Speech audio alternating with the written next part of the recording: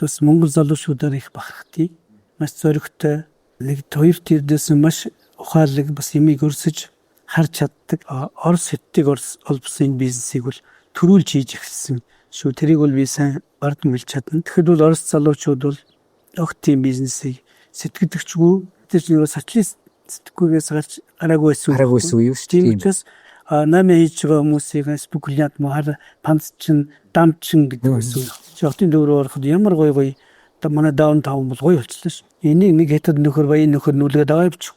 Энэ бол эзэн солигдол эзэн мөнхөш эдэн бол мөнх. Тэгээд ингээд энэ бол Монгол улстай татвараа төлөөл энэ бол Монгол улсын юм ч байхгүй. Энэ нэг найз нь төрсөн өдөр тэр аппликейшны зээл хийгээл төрсөн өдрөөс будаа хийчихээр би энэний доор орох яад ингээл салингийн зээл хийгээл бас замбраагүй нэг өдөр л хэдэн сарын салингаар ууж идэл ингээд хансгалаа хийж. Хэрэг танд манай нэвтрүүлэг таалагдж байвал манай сувгийг subscribe хийж нэвтрүүлгийг үргэлжлүүлэн бүтээхэд дэмжлэг үзүүлээрэй. Мөн нийгмийн сайн сайхны төлөө бүтээгдэж байгаа манай аав нар нэвтрүүлгийг үргэлж дэмжиж ивент итгэдэг түншүүдтэй баярлалаа.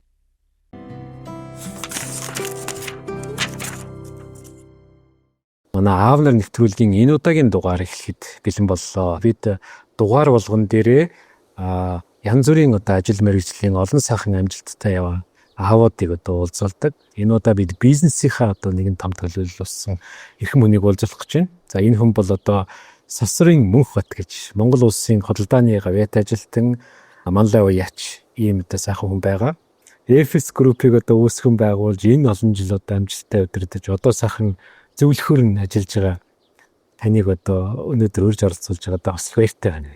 За баярлалаа. Тэгээ ер нь манай бизнесмэнүүд ялангуяа таны насны улсууд бол элдв юмд оролцохгүй их даруух улсууд байгаа. Тэгээ харагддаг нэвтрүүлэг эхэлж байгаа би хүн болгонд тавьдаг асуулт аавынхаа тухай тухайн үеийнхаа амьдралын талаар нэг сайхан дурсаж яриагаа эхлүүлж байна. Би 1963 онд Дундгой аймгийн Мандлаг хотод төрсөн. Тийм манай аав Сусаг жолооч гэдэг Дундгой аймгийн 10 дугаар автобусыг анх үүсгэн байгуулагч жолооч нарын нэг. Миний ээж бас жолооч хүн байсан. Тийм ингээд бүр жолооч удамтай жолооч хамттай ийм хүн байнамаа. Миний ах Мөнхбаатар гэдээ бас жолооч хүн. Тийм миний ихч Мөнх хоёргээд холбооч юм хоёр. Тухайн үеийн жолооч нар гэдэг бол ер нь төсөв төлөвлөгөө янз бүрийн хэцүү байсан цаг болохоор цаг наргүй их ажилдаг, иш тийшээ явдаг тийм л. Социализмын үе цаг наргүй ажилдаг, тээвэр хийдэг. Жишээлбэл манай Дундгой бол ингээд мод имичээс тэнцэн бүтээн байгуулалт ингээд хийхийн тулд чинь хангаагаас мод татна. Мөн ингээд намар ургац болонгууд чинь дайчлагаанд жолооч нар явдаг. Намрын ургацын дайчлагаанд яваа. Тэгэхэд жоохон байхад ингээд манай юм алим тэр авцарч өгнө ичнэн гоё байдаг байсан. Сэтгэлээс гарддаг. Тэр чинь Говийн аймагт өстой ховрын тийм байж лээ. Нэг явахаараа бас нэлээд олон хоног явна да. Юу бүр сараар явна шүү дээ. 2 сараар явдаг гэдэг байсан. Өвөл ингээд маань тээврт яваад ингээд ирэхтэн сексүргэн дээл гэдэг үлээс дээр үе нэг хамгийн зузаан хийгээр хийсэн хүний тийм. Тэр сексүргэн дээлэнд нь ороод ингээд тоглож байсан тэр мөч тэр миний санаас юу гарддаг вэ? Та маань ингээд их сайхан төлгөөхөн, их сайхан хөдөлмөрч тийм их даруй хүн тийм хүн байсан.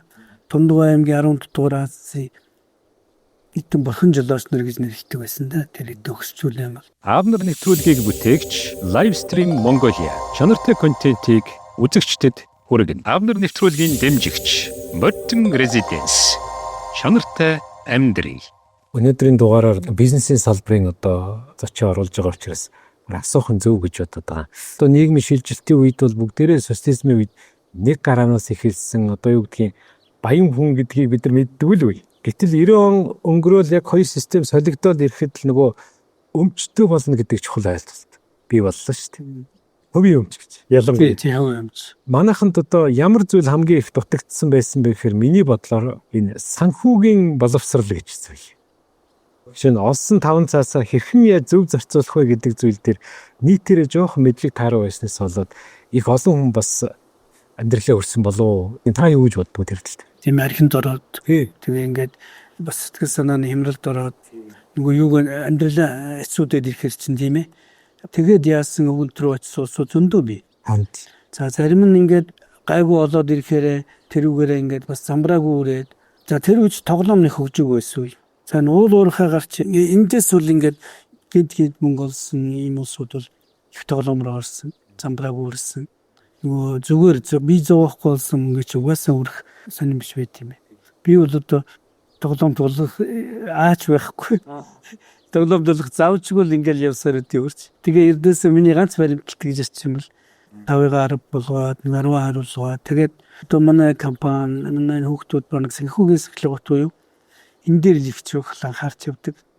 Энэний хүчинд одоо ингээд энэ зүрхээ социалын өрсөлдөөнтэй энэ өрсөлдөөн донд амжираад болгоод өөрсдөө тодорхой хэмжээний хүмүүс ажлын байраа хангаад улстай татвараа төлөөд ингээд явж байгаа би тэр хүүхдүүдийг хэлдэг. Энэ чинь бас санхүүгийн сахилгатын одоо бас яг шүү. Нөлөө шүү гэж. Ер нь бол би бол бас ингэж боддог шүү. Ердөөс одоо манай залуучууд санхүүгийн сахилгatan айгүй бас таарах хүн байна уу та. Яг хөгжиж байгаа орн тийм байт юм шиг. Хэрэглээний соёл гэдэг том биш шүү дээ. Энэ суралцж эхэлж байна одоо.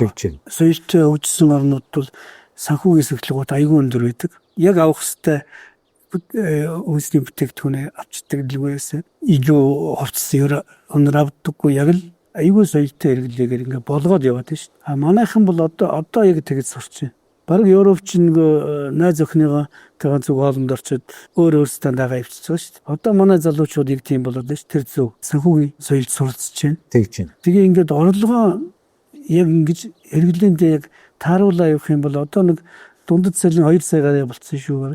2 сая төгрөгийн цалин авдаг гэр бол юу 4 сая төгрөгийн цалин авдаг авгаа нөхөр хоёр их зөв зарцуулж чадвал хүрэх боломж бол байгаа шүү.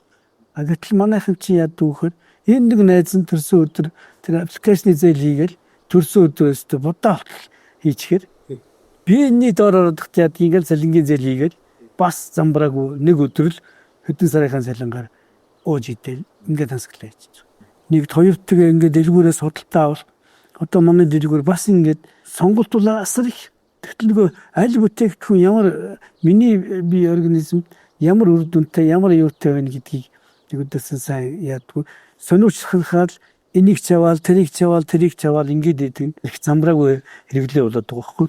Энэ явандаа суулцсан л та. Энэ суралцаад ингээд ирэнгүүт аяндаа санхүүгийн сахилгат юутай болоод мөнгөөр зөв зарцуулдаг болоод эхлэх баг.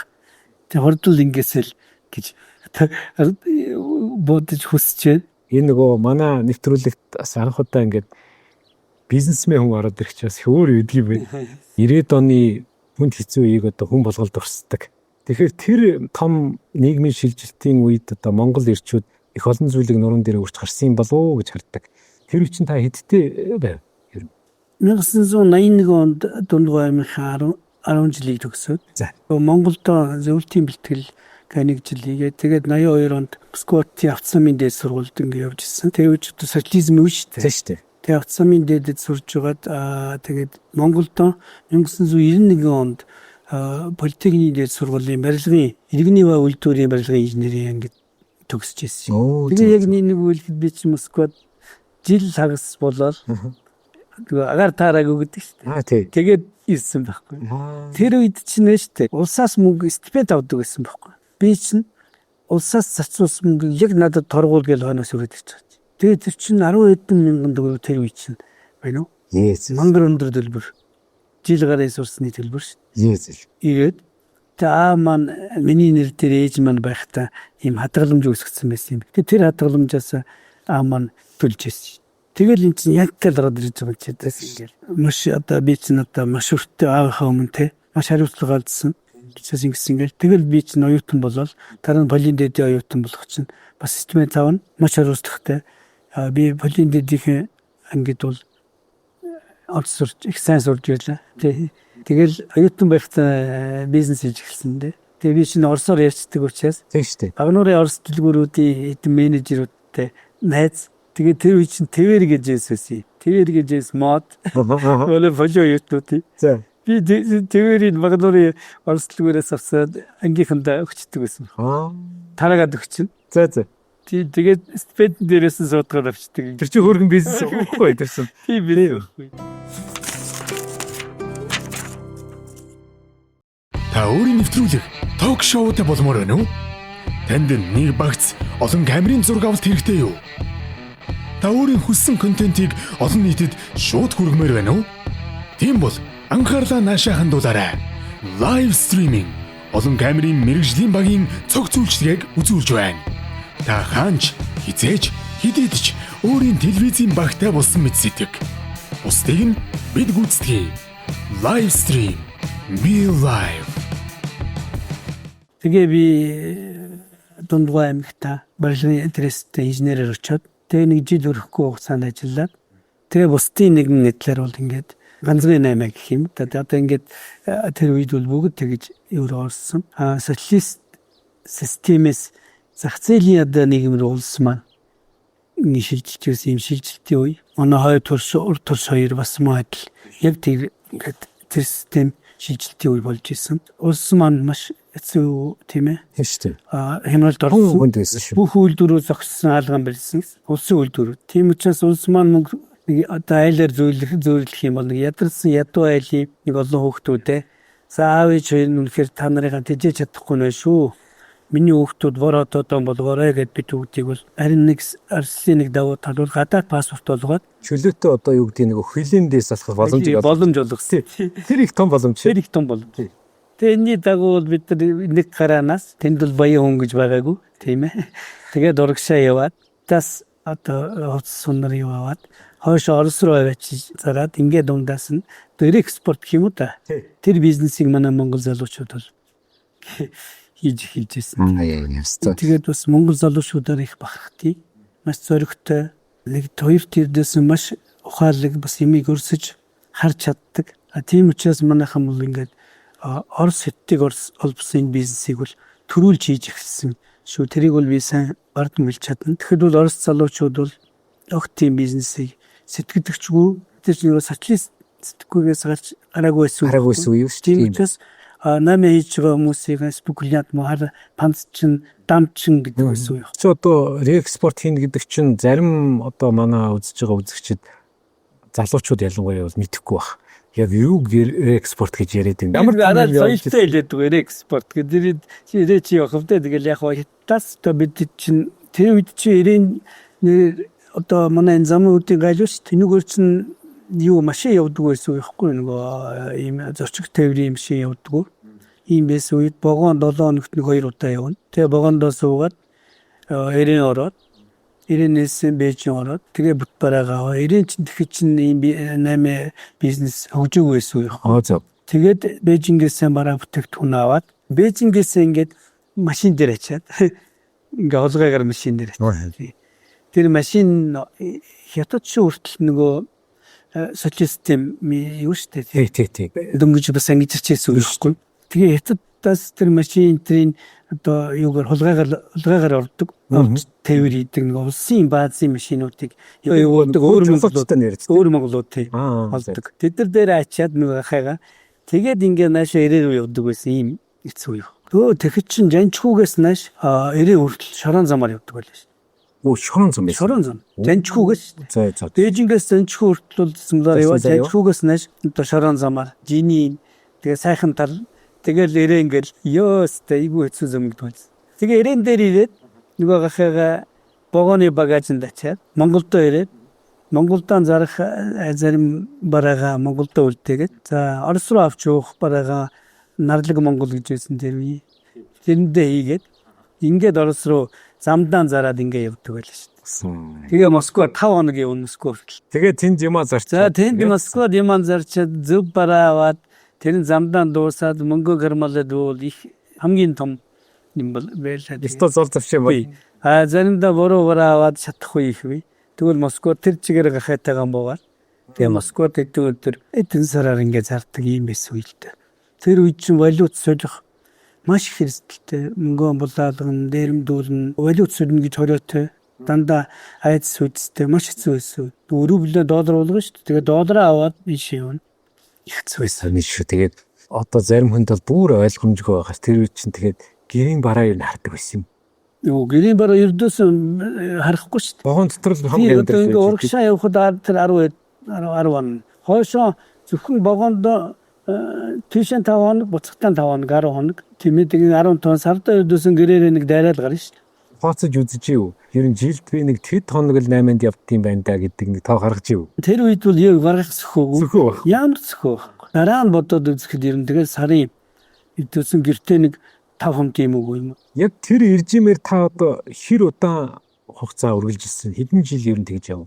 Тэр ер нь тасралтгүй нэг 5 жил бол үргэлжилсэн баг. Тийм тэгэл ер нь бүх хүмүүс маань яваад ер нь ингээд тэгээд тэр чинь хойноос хойшоо юм зарчаад хойноос дахиад хүнсний юм зөөш тийм ээ хүнсний хэтэйх юм манайх чинь картын бараатай байсан үе байхгүй Нөгөө хүнсний өмсөлт орсон. хүнсний өмсөлт орсон маш хэцүү байсан үе нэлээ сүүл үедээ бол ингээд бацхтаан жишээлбэл бас дэлхийн бас брэд бүтээгдэхүүн чинь яцармаар шүү дээ. Манай сникерс интерес авахлаа тий. Тэгээ сникерс чинь ингээд 36 48 шигтэй нэг юу гэдэг харьцтай тий. Хэрийг нэгийг авцрах юм бол бүрстэ хүүхдүүд бол бом баяр.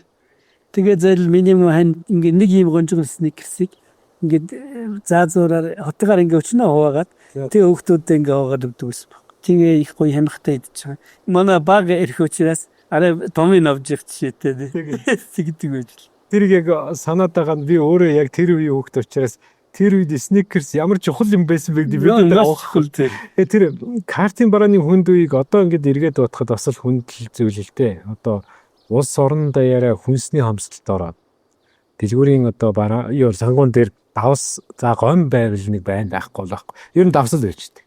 Бусад бүх бараа байх. Тэгээ тэрийг одооны залуучууд бол төсөөлөхөд их бэрх шүү. Бэрх. Төсөөлөхдөггүй. Тий. Ер нь тэр бол ингээ Оросд ч маш хэцүү болсон. Бүх улсын үйлдвэрүүд зогссон. Хүнсний үйлдвэрүүд газар тариалан мал аж ахуй бүгд зогсон байдалд орсон. Өөрсдийгөө яая гэж юм байсан. Хятадч бас хэцүү байдалд орсон. Манайд бол мах байсан. Хольж идэх юм гурил будаа байхгүй тасарсан үе. Улс маань тэр үед бол яг бас тусламжийн будаа гаднаас тэр будаа байхгүй. Тэгэл бид нар зөөж өгсөн дээ. Тийм тэгээ би чи урдаас хятадаас хамгийн дөрөвний л одоо энэ гурил будааг зөөсөн бас хүмүүсийн нэг нөхгүй. Тэгэхээр чи хятад хүртэл маш хэцүү болдохгүй. Нэг жил гам болоод юм хятад манай энэ. Тэгээ будаага эдгээр чинь нөгөө тогтоогод тэгээ будаа олдохгүй юм хэцүү байсан байхгүй. Тэгээ бид нар чинь залмуу ганцхан хамаач гэж одоо бид нар будаагийн одоо нуугаад за юунд тэгээ гурилынхаа доор будаага хийгээд тэгээ зөөж авцраад тэгэл ард түмнээ будаагаар хангаж ирсэн байхгүй. Ямар хэцүү замыг туулж ингэ явжсэн. Тэр үед зайлуул шатах нэгэн зөндөө шатсан. Зарим нэгэн давгүй сайхан болж л байсан гэж бүл цал ийтэл болно гэж байхгүй. Тэгээд тэр дунд чирстэл маш их хэрэгслийг туулж ингэ явж ирсэн шүү. Түүх бол үнэн байхтай өстой жинхэнэ шижир алт гэж хүн хэлсэн байд. Яг тэр чинь үнэн л дээ.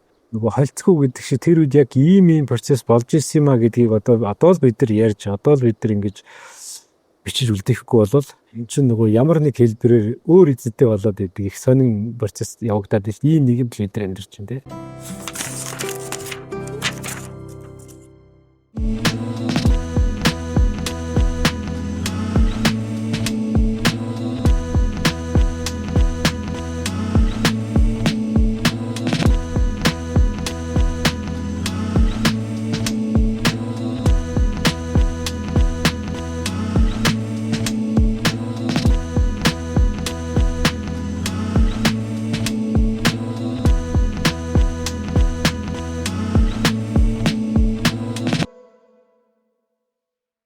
Та яаж яваад одоо энэ өнөөгийн одоо энэ сайхан FS Group гэж нэрлэгддэг болтлоо ингээд одоо сайхан өргөжж хэлсэн компани байхаас нь бойжуулж энэ санаа хаанаас ер нь яаж төрөв?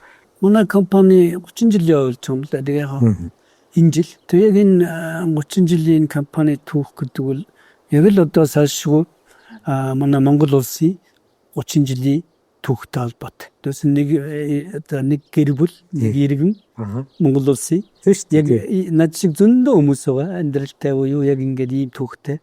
Тэгээ анхны компани маань Холуул гэж компани. Манай ганхуу гэж анх байгуулж ирсэн. Тэрийг ингээд би үргэлжлүүлээд таваа явсан. Зөв. Тэгээд бизнес өргөжих тусам тэгээд чиглэлээр би одоо 4 хүүхэдтэй. Тэгээ 2 хөө 2 охинтой. Тэгээд том охин маань дэлгүүр FS супермаркет гэдэг энэ дэлгүүр аваа явдаг. Том хүү маань First Construction гэдэг барилгын компани байдаг. За за. Хамгийн сүүлд энэ Marti Residence гэдэг нутгын барьсан байгаа. Өөрөө яг барилгын мэргэжлийн хүн байгаа. First International гэдэг манай Баку явдаг. Тан их гэдэг манай баг охин энэ ч хүн байгаа. Тэгээд анх тэгж байгуулж ирсэн. Ингээд эдийн компани нийлбэрэл одоо тэгэл групп компани гэдэг явж байгаа юм л да. Тэрнээс тийм том юмтай биш. Зарим манай бизнесмэнүүдийг би зүгээр ингээд анзаарч хахад өөрөө ингээд бизнесийнхаа нэгдүгээр үе явсараа тосчих тохиолдол их байна. Тийм ээ. Энэ л айгүй харамсалтай. Итгэхгүй байна уу? Нэг бол одоо би ямар гэдгийг мэдэхгүй л. Үүнээс л болж байгаа шиг байна. Гэхдээ яг ерөнхийдөө офсайт компани болгодог л да том компаниуд л. Тийм баг. За одоо манайд тэр бол хөрөнгөний зах зээл сайн хөгжөөг байгаа учраас тахгүй байх шиг байна. Гэхдээ ер нь явж хүүхдүүдэд татаар хүчээр оролцуулдаг. Тэгэхээр миний бодлоор бол багаас нь оролцуулж ивэл хэцүүгээр санагдсан. Тийм багш. Нэг үед тэгээ хүүхдтэйгээ зурагдаад их завгүй л явдаг байх л та зарим юм. Тийм учраас анхаарахгүй хайждаг. Тэгээ нэг мэдхэд л 5-10 жил болчихдээ. Тэгээ нэг хүүхдүүдтэй заа сургасан юм байдгүй. Анхнаас нь оролцуулаад явж байгаа. Горохгүйгээр. Тэгэхээр одоо хүүхдүүдэд тэр их ажлын завгүй одоо ажлын хажуугаар өсгөж хүмүүжүүлж ялангуяа нөгөө хөдөлмөрөөрөө өөрийнхөө хийсэн одоо ариун цагаан хөдөлмөрөөр те амьдралаа авч явна гэдэг энэ гол ойлголтыг яаж суулгах ёстой юм тэрийг би бас асуумаар санагддаг. Манай одоо том охин Саруул гэдэг одоо энэ фэст супермаркет дэлгүүрээр хариуцж явж явдаг. Одоо яг захирал нь хийж байгаа. Тэр компанийнхаа Саруул жишээлбэл баг байхтай, оюутан байхтай гэсэн үг. Одоо ажилдуурын дээд сургууль төгссөн. За. Тэгээ чинь 1-р курсээс энэ нэг 2-р курсээс нөө тэр үедээ ингээд мөн 10-р орлын дэлгүүрийнхээ өвдөнд ингээд цэцэг зараар. Тэгэл юу зараар, алим жимс зараар ингээд зогсдог байсан баг. Чи хэцүү амьдрал бас юу хэцүү. Чи одоо тэгэл дайжлаа шүү дээ. Тийм байна. Ээж нь зайлвал миний маань чинь завгүй. Саруул манд тэгэд тусалдаг байсан. Тэр нь нөлөөлөд одоо ингээд маш сайн компани өвдөртэй явдаг. За дараагийнх нь болохоор хүү лавсар ингээд хүү маань барилгын компани явдаг. Манайр болохоор Болин дээр тийм нөгөө барилгын ангид сурч байсан. Тэгэхэд бас л хичээлийн бас цагаараа барилга дээр чиждэг байсан. Одоо таны хэрэгжүүлж байгаа төслүүд төрөөрөө ажиллаад тэр үед чинь ингээд юугаа гараараа шавар зурдаг байлаа шүү дээ бетоны чинь. Тийм нөгөө помп микс байхгүй шүү дээ. Тэр үед ингээ гоё нөгөө ийм эргэдэг нөгөө юу миксэрээ гар миксэрээ цахилгаан олдчихдаг тийм. Тэгэхэд зайлвал юу яа гараараа ингээд шавар зурдаг бетоноо зурдаг байсан энэ үед. Би нэг ирсэн чинь эсэн тэр нэг зуны халуунд наранд ингээд ядавчихсан. Цайны цагаар нам унтаж идэг. Тэгж ясны хэрэг нь гараад одоо ингээд том компани захирлуулсан. Одоо ингээд явж байгаа хэрэг. Хүүхдүүдтэй яг энэ хийж байгаа нөгөө аав ээж хийдэг ажлуудыг л бас тэр бизнест хийл гэж өөрсдийнх нь нөгөө биеэр тулуулсан тэр нь өөрсдөд нь нэр болж байгаа байхгүй тань амьдралд нь хойш ингээд бизнес хийхдээ. Тийм байна. Тэг ингэж зовж босгочоод тэр бизнесийг авч явж чадахгүй хүүхдүүд нь оролцохгүй байвал бас жоохон надад бол харамсалтай сан.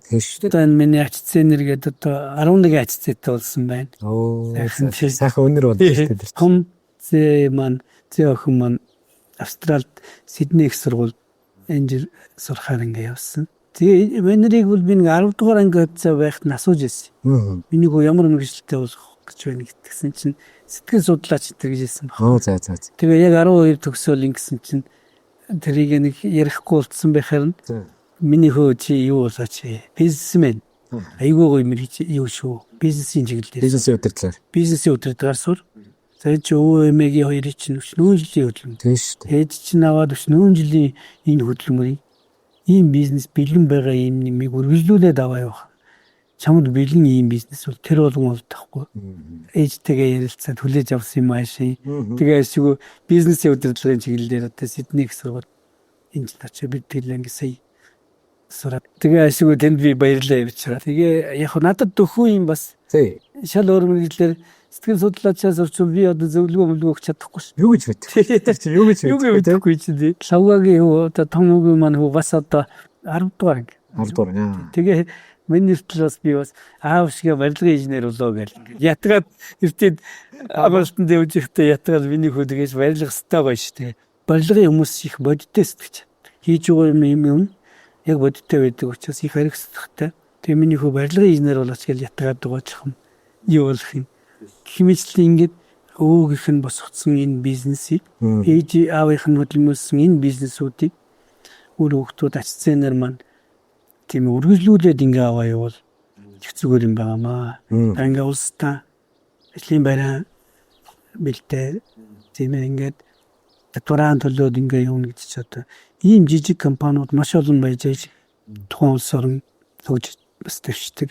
Миний хүүхдүүдгээ их сайхан их зөө юу тэгээ буруу зөрүү янз янзын яваарайгаагүй тэр нь их сайхан миний охин бага охин баггүй хоёр ч гэсэн ингээд бизнесээ сайн авч явж байгаа.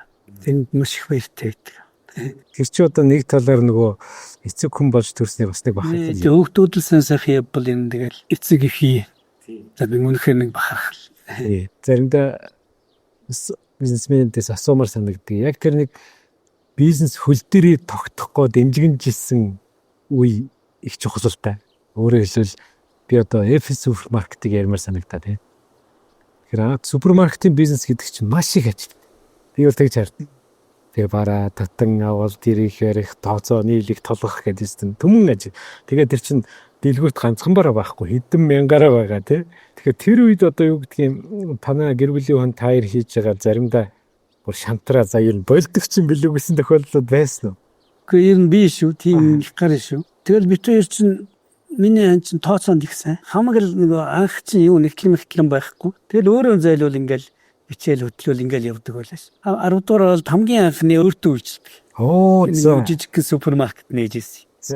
Тэгэл ер нь эхэлжсэн дээ. Тэгэхэд л явдаас яг оюулаа өөрсдөө тоолоод үздэг хасах ажилтсан үе зөндөн байсан.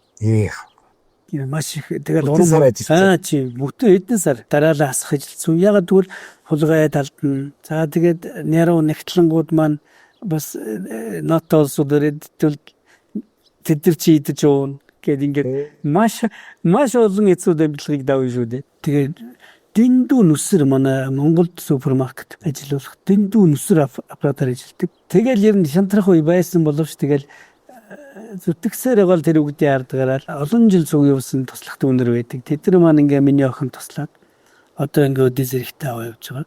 Одоо энэ компани удирдах байгаа хүмүүсийн хувьд ажилчдынх нь гаргаж байгаа хандлага за тэр дундаа нөгөө хүнчил гэдэг нэг ойлголттой байна. За тэр бол одоо компани дээр ч байна, гэр бүл дээр ч байна. Тэгэхээр энэ хүнчил гэдэг юм юунаас их зөв хүндлэл үүсдэг гэж та бодсон.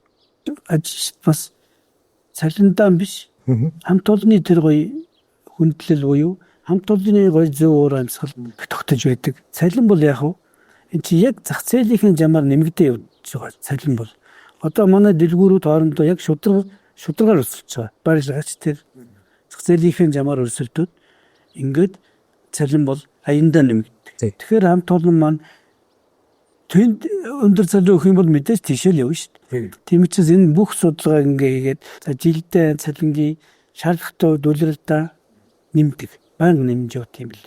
Манай охин зохицуулт хийд. За. Тэгтээ би тэрийг мэдээл хараал явна. Манай охин би охинд энийгээр нэвтрүүлгийг дэлгэндээ баярлаа гэж хэлье. Маш сайн хамт олонно авч явж байгаа. Ажилчдын тэр гоё юг сэтгэл зүй тэгээ дээр нь их гоё урам хайрлаад ажилчдаа. Компани захирлын хувьд ажилчдад хатуурах нэг хэрэг баг. Хүүхдүүдтэй хатуурах хоёрын хооронд ялгаа байх. Хүүхдүүдтэй хатуурах үг гэлнэ. Тийм тэгээд одоо юм сураасаа мэдээсээ гэсэн дээр хэлж байгаа юм л та. Ажилчид тамаагүй хатуурах гэж бас болохгүй шүү дээ. Тийм би нэг барилга өрдөг байх үед урд талд яг манай урд талд хятадын барилгын компани зэрэг хятадууд явахгүй. Тэгээд тэд нар чинь аюулгүй хурдтай явж байгаа. Тэгээ би гомдсон да манайхад чи өвдөөсөн угаасаа бид нар чинь барилга барьж сураагүй. Тэр хөдөлмөрийн зохион байгуулалт тэр аюулгүй байдгүй замбраагүй. Энэ одоо ингээд энэ барилгын тулаасуудыг аваад энийг аваад ингээд эвтэйхэн газар хурах тийм ээ ингээд замбраагүй хоёр чинь хөдөлмөр зарцуулалт яг л адилхан байхгүй. Тэгэхэд замбраагүй хайдаг байхгүй манайх. Яг эсрэгээр. Тийм юм ингээд хичнээн заагаад ихэ сурдаг байхгүй. Тэнгүүд би нэг удаа Өөрөлсөндөө нэг амбардчихгүй. Та нар өмхий хужаа гэдэг. Энэ хужаа нарыг хар. Та нар хужаанараас сураач та нар хужаа нарыг хар гэд амбардсан чинь эрх өөрөө жоохон гэмтэйгээд өлийхөө. Ингэж ясэн төгтөө нэг амаагүй хатуу ингэж харьцаж. Хүний эх орон гэдэг тийм байт юм. Гадны оронд очихоор айгүй сайн ажилтдаг. Солонгост очихоор айгүй сайн ажилтдаг. Дандаа утастай. Утаснаас л байхгүй. Тэсээ нүцэн карманд нь хэрвээ Солонгост тулахгүй шүү дээ. Өөр газар бол. Тий. Утсын ураагаад тавьчихна. Ажлын үед, ажлын цагаар. А манайхан бол бүгд утастайгаа энэ хүнд үйлчилж явахдаа утас дуурах юм бол утас аваад ярина. Энэ чи үйлчлэгээс ойлол биш байхгүй. Тэгэхээр бид нэг жоохон диктатур бас хэрэгтэй юм уу гэж нэг бод. Гэтэл Монголд байгаа диктатур гэх юм бол уурдаагаараа явчих. Ял юм шиг ажилдгаар аль талаас ажилчин ажил олгогч хоёр энэ талаас санаа нэгтэй байж ээж тэр компани шүүд дэвшиж ажиллах байна гэж энэ бод. Таны одоо өөрийн зан чанар гэдэг юм уу амьдралдаа баримталж явдаг зарчим гэвэл одоо та юу гэж хэлэх вэ? Хүн тэгээ хүнд одлоо ярихгүй. Янзын маунсан бол аль болох биелүүлчихийн төлөө л ингээл хичээдэг.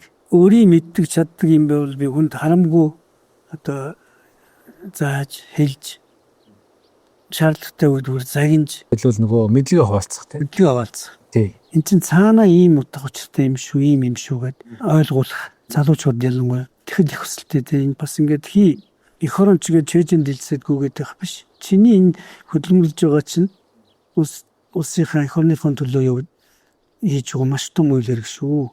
Би эртээд дэлгүүрийнхээ хүмүүстэй би хурал дээр хэлжсэн. Одоо ингээд нийгэм хэцүү юу яалаа ингээд хэцүү болоод ийм үед бол ажилтай байна. Ажлын байртай ажилтай байна гэдэг хичнээн гоё гэж тийм ээ. Чи ажилгүй хэрэгтэй ингээл хөвтөдөө өөдөө шүү.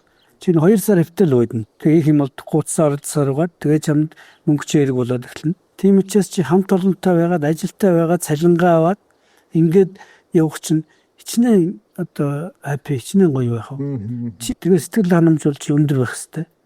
Нэг компани төлөө ажиллаад байгаа юм шиг биш. Хөдөлмөр хүний хүмүүж болдог. Хөдөлмөр амжилтанд төрөөдөг. Нийтээр улс хөрөн маань хөдөлмөрлж зэн байгуулалт хийж байж улсаар хөгждөг.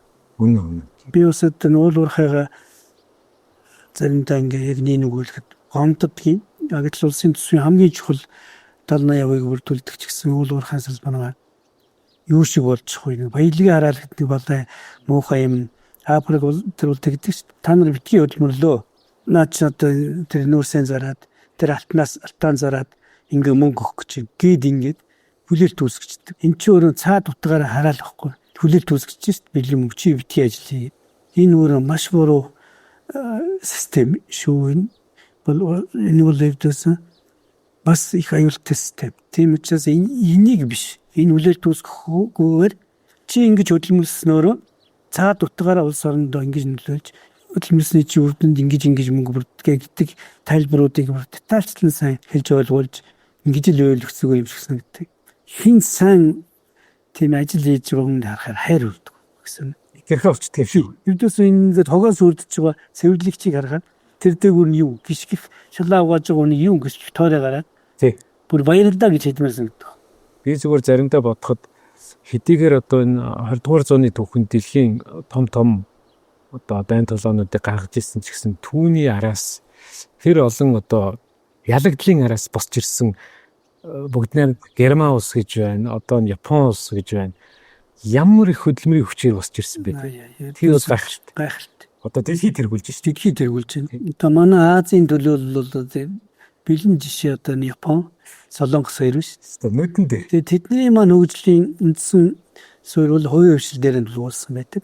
Усын төсөв ер нь хувийн хөвшил 80-90% байна. Тэгэхээр ердөөс нь хувийн хөвшил гэдэг маш чухал. Хувийн хөвшил дээр анхаарахтай Японыг хар, Sony, Toyota гэсэн том корпорациуд эдийн засгийн чирч авч явж шүү, тийм ээ. Дэлхийд гайхалтай болгож чадчихв. Таны үеийн бизнесмэнүүд ихэнх нь уул уурхайгаар явсан байх. Жаахан өөр бизнес хийж байгаа л уул уурхай ашигтай ангууд тийшээгээл явсан. Та яагаад уул уурхай хийсэв? Энэ нэг нууц байна уу? Эсвэл таны хувь үзэл бодол байна уу? Чи ерөнхийдөө би бас нэг тиймэрхүү үзэлтэй. Уул уурхай байгалыг ухаад явах тий. Ганц нэг саналууд ирж ирсэн. Тэгэлгүй яах вэ? Ийм лиценз байна аваач. ийм орд байна. Энд орцохгүй мөч гэх юм уу. Бас ингээд одоо ингээд өөрийнхөө жишгээр яхад бас уулуурхаагүйгээр болоод явж бол тийм байх шүү тийм ээ. Энэ өөрийн ийм компаниуд заавал уулуурхаатай холбогдож яж мөнгөж их биш. Тэр нь ч одоо би бас болсон гэж боддог. Би бизнесээ тэгэл нөгөө худалдааны бизнесээ ерөөхдөө явуулаад хажуугаар шууд барилгын бизнес руу орж исэн. Тэгэхэд бол барилгын манай хувийн хвшлийнх нь энэ сайхан өндөр гоё барилгууд барьж байгаа. Төсөл хувийн хвшлих. Энэ төр маань яг нэг үйлэхэд их хоцрогдож исэн. Төрийн бодлогын хувьд ч хасагдж байсан. Стандарт норм дүрмийн хувьд ч хасагдж байсан. Би түрүүнд хэлсэн шүү дээ. Монгол бизнесмэнүүд, залуучууд маш овсгоотой. Төрүүлэл ер нь ордог. Тэгээд төр засгийн бодлого нь буюу төр засгаас шаардлагатай хийх ёстой. Дэд бүтцүүд нь тэр хийгдэггүй байдаг. Тэгээд харин хувийн хвшлүүд чинь төрүүлээд явцдаг учраас энэ замбраагүй төлөвлөлт том юм чинь ингээд ийм болчдөг. Гэтэл хамгийн сүүлийн маш сайн технологиуд маш сайн ноонуудыг хамгийн хурдан оруулаад ирсэн ингээ барьсан байж байгаа. Тэгэхээр одоо ичнээ сайхан байна. Шохтын дөрөөр ороход ямар гоё манай даунтаун бол гоё болчихлоо шүү. Тийм шүү дээ гоё. Энд чи өөрөө жуулчин ирэхэд буюу нүүр болдог биш. Тий, нүүр лахгүй. Нүүр лахгүй тий. Энэ барилга энэ чинь Монгол улсын өмчгээрээ дүлбэ. Энийг нэг хятад нөхөр баян нөхөр нүлгээд аваа явчихгүй. Тий, нэг гадны нөхөр аваа явчихгүй. Энэ бол эзэн солигдол эзэн мөнхөш. Эдэн бол мөнх. Тэгээд ингээд энэ бол Монгол улстай татвараа төлөөл өлөөдлөхөө татварыг төлнө. Над газрын татвараа төлнө. Эзэн солигдсон ч энэ өмч бол мөнхөд үлдээ. Энэ бол Монгол улсын өмч байхгүй. Тийм шүү дээ. Тэг. Нэг хоёр төрдөөс би энэ барилгын салбарынхаа их бахархаж явдаг юм. Энэ сайхан орчноо гоё болгоод манай үйлчлэгээний салбар дээр чинээ гоё болж. Тийм шүү дээ. Энэ сайхан орчин гоё болох нэг ахуй хангадагч, ухамсар аярдаг ч гэдэг шүү дээ. Тэгэхээр ахуй нь гоё болоод ингэхээр чинь наад ухамсарт нөлөөл тэр гоё орчин дээр ч нус цэрэн хаяад ингээд байхгүй тий. Соёлыг дагуулж явдаг их гоё. Манай барилгын салбар гоё салбар тий. Хом төслүүдийг ингэж олон жил дамнаж явуулах ч одоо эдийн засгийн үед бас хэцүү үст. Маш хэцүү юм тий. Тэгээд яг би тэгэл ерөнхийдөө жижиг ганц нэг барилгыг л олон газар ингээд газарч болдохгүй юм тийм ээ. Ингээд давтаад бариад ингэж ийсэн. Тэр бас их хугацаа алдсан мэлэр. Тийм. Тэгээд томор төсөл хэрэгжүүлсэн компаниуд бол маш хурдтай их болцоотой болоод ирсэн байхгүй. Тэгээд сүүлд хэрэгжүүлсэн ганц нэг арай томор хэрэгжүүлсэн төслүүд маань өгөөж нараа өндөр байдаг. Тийм ээ тийм. Хугацаа гэж бол. Барилга дээр үтээс. Хугацаа алдах юм бол барилга тэгэл хасах руу маш хэцүү байж л. Тэгээ би нөгөө өөрөө барилгын инженер төгссөн хүмүүсээс аль болох нөгөө юунд нь шүү дээ. Мэргэжил ингээд зүсэн тархинд ингээд одоо эмч хүнийг тийм ээ. Чи энэ өвчтөн бодлоо эмчж болохгүй шүү гэдэг ингээс тархи юунд нь байгаа шүү дээ. Тэрийн шиг чи энэ барилгыг муу барьж болохгүй шүү гэдэг мэргэжил нь сэтгэлд нь зүрхэнд нь байдаг учраас аль болох чанартай одоо сайн нэг хийхийг ингээ бодож ирсэн. Тэр нь ч одоо миний ууч гэсэн манай дүүнерч гэсэн тэрэн дээр их анхаардаг.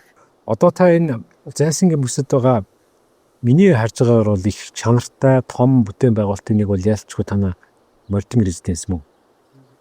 Мортинг яг барьж явах үед та бас чанарын шаардлага гэдэг юм уу зөвлөгөө гэж яхаа гол юм нь юуг та нэлээд чухалчилж одоо энэ гомшигсээ бариулсан юм.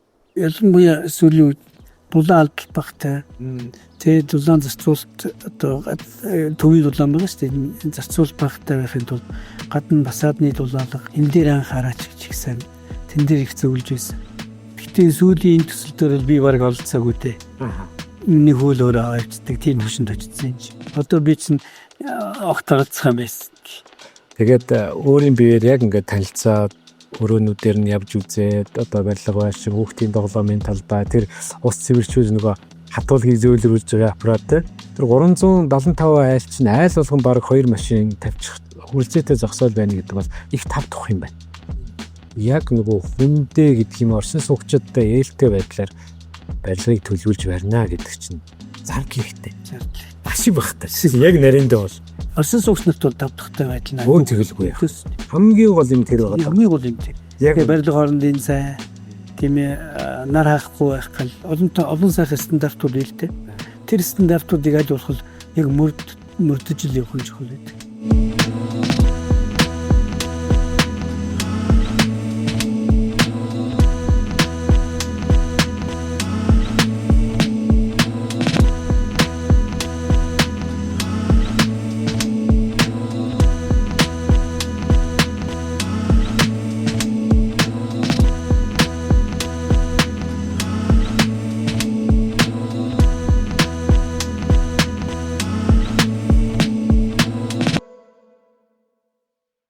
Эсвэл хажуугаар одоо хүүхдийн хүмүүжлэлд хэрхэн яаж анхаарал тавих вэ? Тэн дээр ч би муу шүү.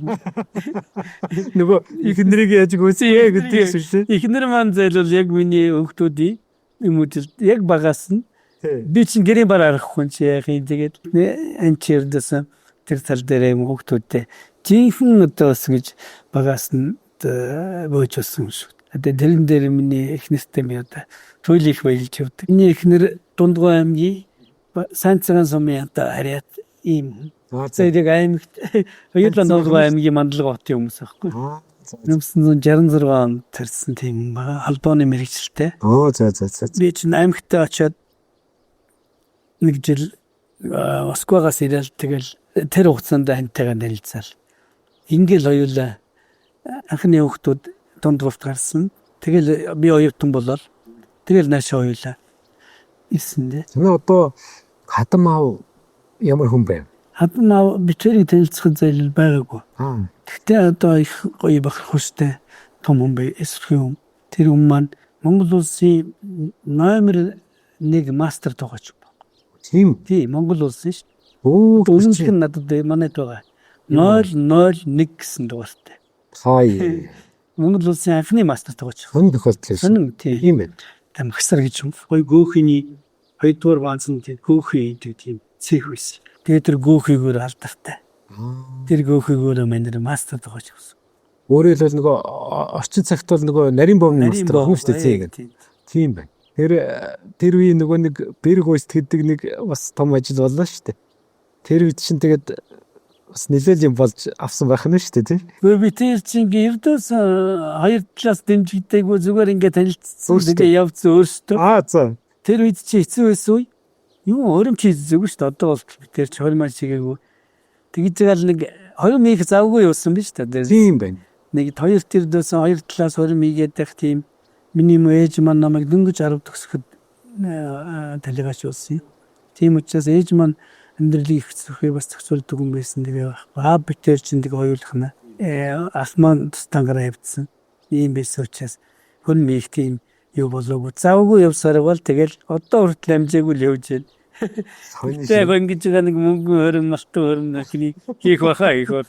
Нөгөө тэнцвэд нэг гоё юм хийлээ гэдэг шиг тий. Одоо танаа хүүхдүүд таныг ер нь ямар хөө аав байж вүлээ гэж дурсдаг ер нь садарч юм ярьж байгаа шүү дээ тий. Мэдэх одоо юу гэдэг нь ер нь чангал гэдгийг надаас их айдаг юм шиг байна саагаараа шаардлага өндөр тавиад идэх учраас магадгүй тий. Тэгсэнгүү гэл ингэ. Одоо би ч тэгхэн багассан дөө одоо төртөө гараад өглөөд байх нь байхгүй.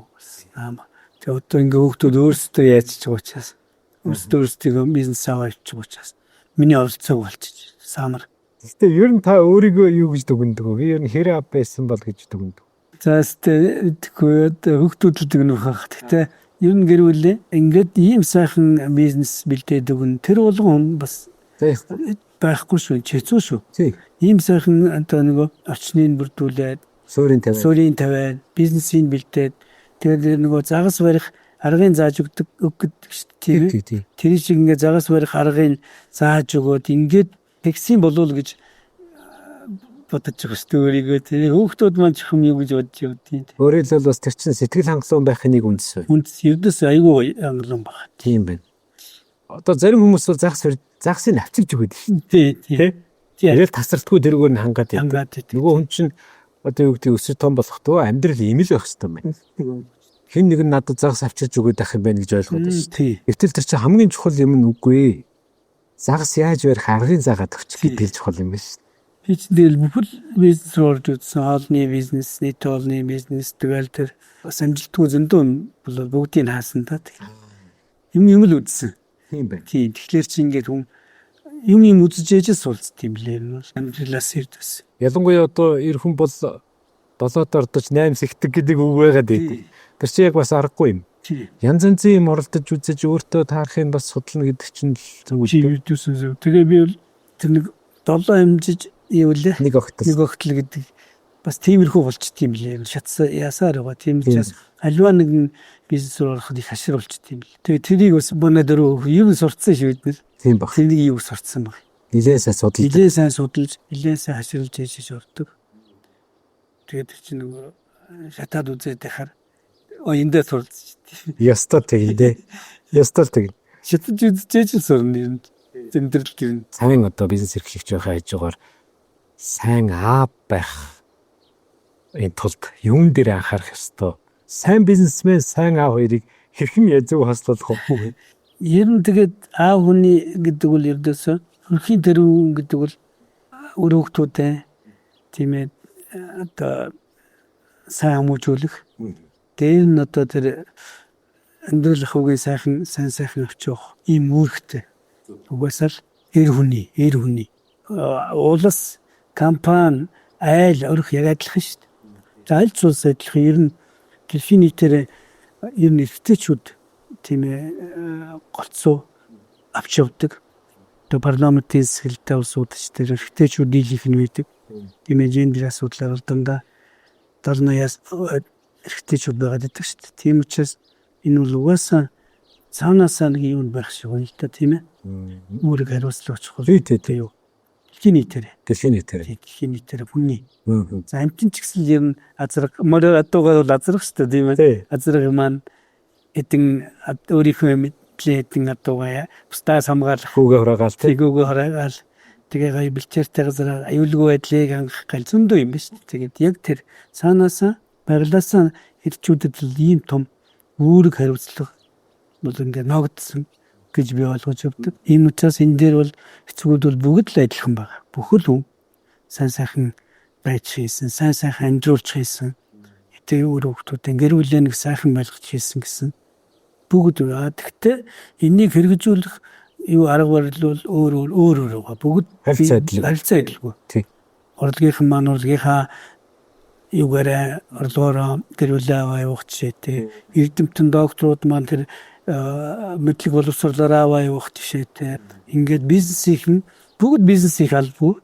Тийм бизнесийнхэндээ хаандаж хэлэхэд нэг юм төвчээртэй удаа пул цал хийтэл нь ашиг олох гэдэг манай залуучуудын тэгдэг шүү. Нэг дутагдaltaй пул цал хийтэл. Тэгэхээр энийг нэг жоохон нэг юугаа маш нөхцтэй. Тэгээд олж байгаа ашигаа баг гэж болохгүйгээр санхүүгийн сэхлэгтэй. Ингээл одоо явж идэл амьсгалтын төрөн дээр гэж би одоо боддог хүндээ өөрийнхөө жишээ дээрээс. Тэгэхээр одоо тууштай л байх нь чухал. Залуу гэр бүлүүд бас их доктортой олон жил сайхан амьдрах үйл явц их чухал байна л да манад. Тэгээ харамсалтай нь ингээ сүүлийн үед залуучуудын гэрүүлээ салт гэдэг нэлээ их байна. Тэр бол одоо бас нэлээд санаа зовоосон томоохон асуудал нэг болж байна. Тэгэхээр гэр бүл доктортой аз жаргалтай сайхан байхын хамгийн чухал зүйл нь та ер нь юу гэж боддог вэ? Өөрийн одоо тус амьдрал туршлагаас харахад бол юунд байна? Өмнө нь бол бидний үед чинь бол хайр гэж нэг сайхан юм байсан тийм ээ. Хайр би ч одоо тэр хантай бол хайрлаа залуу насны битэр шин залуудаас ус хоёр хайр сэтгэлээр суусан. Өөртөө бод санах юмгүй суусан да. Тийм ээ. Тэр үед чинь тэр өмч хөрөнгө гэж байсан биш. Тийм шүү дээ. Яг л ижил гараанаас. Тэгээ гоё хайраар суугаад тэгэл дөрвийн хөрх хөөхтэй болоод тэгэл амьдралын зах зээлийн хэцүү нэг юм залгаал амьдралын төлөө зүтгэсэн юу нөгөө хайр мантай. Тэгээ гоё юу байсан тий. Тэгэл одоо кичнээ сайхан ингээд хоёулаа сайхан даад жаргалтай ач зээнэрээ эрхлүүлээд ингээм амьдарч байна. Тэгэхээр залуучууд маань одоо чухамдаа мэдээж хайр байгаа гоё сайхан. Тэгэх нухацтай суудаг болсон байлээ. Тэр бас зүв баг. Үнэ хөгжөөд ирэхээр тийм болдог. Үний нийгэмтэй. Тэгээ яг хуу ер нь бол юм хүн чанар гэж нэг асар чухал юм байна шүү дээ. Тэр л чухал баг. Нэгэн тал одоо суухаар шийдээд амьдрахаар шийдсэн бол аль талын хүн чанар зулгаах хэрэгтэй.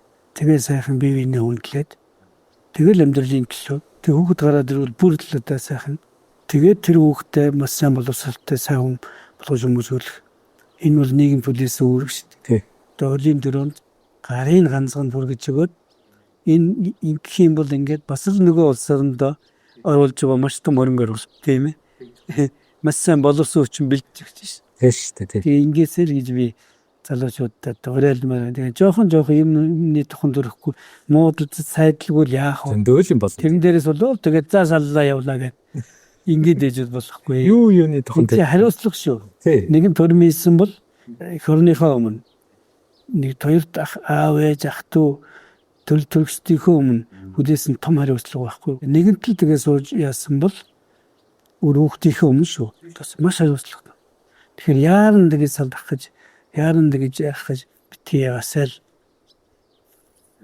гэж зөвлөмөр байна да. Тий. Аавнар нэвтрүүлгийг бүтээгч Livestream Mongolia чанартай контентийг үзэгчдэд хүргэнэ. Аавнар нэвтрүүлгийн дэмжигч Morton Residence чанартай амьдрий. Таныг одоо бас чаггүй уяач гэж ярих юм билээ. Монгол өв соёлын сашгүй нэг хэсэг бол энэ адууны өв соёл шүү дээ. Тэгээ энэ адууны өв соёл руу мэдээж нөгөө сүүрэн байсан байх гэж бодоод байгаа таныг. Ягаад гэвэл дундгавч ер нь бас сайхан адуу хурдаад ихтэй, сайхан уяачд ихтэй, эртний бас юм байна. Тэгээд хэдийн үеэс энэ завгүй ажлыг хийж байгаагаар та морь мал руугаа сонирхоод тавих гээд орчих. Би суур байсан байсан. Ердөөсөн тэр чинь би чинь бүр бага ангид байхад манайх аймгийн төв ял шүү. Тэгээд хөдөө манай ээжийн аав ах их хөдөө байдаг байсан. Тэгэл би чинь бага ангид байхдаа морин дайгүй байртай. За. Хүүхдүүд цуслал руу яваад өгдөг. Пианерын цуслал руу. Тэгэхэд чи би шууд хөдөө яваад очиод тэнд ингээ морь унаад хонь хариулаад ингээд идэг байсан. Тэгэл аав ээж хоёр тэр айлд очиж зарагдах гэлээ гэл ингээл хятад өөрөө уулсаар гоод яваад чдэг байсан. Тийм багийн ингээд морин төртэй байсан байхгүй. Тийм байна. Нэг юм тавтаад байна шүү дээ. Тавтаад байна шүү дээ. Тэгээ манай ээжийн маань өвгдээд сүрхий морь үйдэг. Тийм ус байсан юм л. Зөв. Тэгэхээр цаанаас удан байгаад шиг бай. Тийм байна. Тийм тэр их нөлөөлдөг баах. Тэгээд тэр зах зээлийн юуны үеэр чинь морь бол нэгсэг хаягдсан шүү дээ. Угаасаа Монголд яриа эцэг сайж яваагүй болоод ингээд эренгүүт ерөнхийдөө морь руугаа буцаад орсон. Тэгээд таны одоо хамгийн сүүлийн үед их сайхан хуралж байгаа моринод ямар моринод байна? Би бас өөрийн гэсэн үржүүлэг FS студ гэдэг. За. Шинэ цагийн одоо адууны үржүүлэг хийж байгаа. Ирландаас нэгэн том алдартай дэлхийн ер нь нэг номерын азар гэдэг Галилей гэж азарганы төлөйг оруулж ижсэн. 15 он гэж 10 жилийн өмнө шүү дээ. 11 жил. Тэр маань одоо хүртэл ингээ сайхан үргэлжилж байгаа. Одоо чи спорт чиглэлээр нөгжүүлэх гэдэг шүү дээ. Тэр нь өөрөө их гоё хобби болоод. Тийм байна. Өөрийн тэр 40 жилийн хөдөлмөр шүү. 10 хэдэн жилийн хөдөлмөрийн үр дүн бас одооноос л харагдаж эхэлж байгаа. Энд чинь өөрөө маш том хобби, маш гоё санагддаг. Нэг талаараа эн чинь одоо бас та нэлээд том судалгааны ажил явагдаад байна. Яг тийм. Одоо яг нариндаа ингээл бас мэдэхгүй байгаа манай монголчууд. Одоо энэ тэндээс баахан адуунууд олж ял ингээд араб ихтэй нурд юм уу, англи эцэгтэй нурд юм уу, монгол нийтөө өвн байж хүртээ яг нариндаа манай энэ холын цай 20 хэдэн километрийн уралдаанд мэдээж манай монголчууд бол холж тавьчиртай. Энэ цусаа миний бодлол монгол цусаа 50%-аас доош оруулахгүй баймаар байна. Ийм судалгаа гаргаад яг энийг ингэж өгвөл хүмүүст хамаагүй дөхөн босгол гэсэн бас бодлоо миний хувийн бодол. За өнөөдөр хоёулаа ястаа сайхан ярилцлаа. Бидний урилгыг хүлээж авч хүрэлцэн ирсэн танд их баярлалаа. Би их муу ярьдгийг шүү гэд нэвтрүүлэг ихэрсэн их сайн ярьлаа та. Тэрэнд би их баярлж байна. Тэгээ өнөөдөр энэ аав нар гэж нийгэмд бас л их бодтой хой нэмэр оруулж байгаа олон одоо залуу аавууд одоо гарын авлага гэх юм уу одоо медиа гарын авлага болж байгаа нэвтрүүлэг маань энэ сайхан нэвтрүүлгийг маань дэмжиж оролцож байгаа би Morton Residence хамт олондоо их баярлж байгаа. Олон хүмүүсийн энэ бодиттой амьдралын кейсээс бид нар олон зүйлийг суралцаасаа л гэж боддгийг. Тэр болгоо энэ чинь хүн ингээд хажууд нь суугаад сэтгэлийн нэг ярихгүй яриануд шүү дээ. Тий.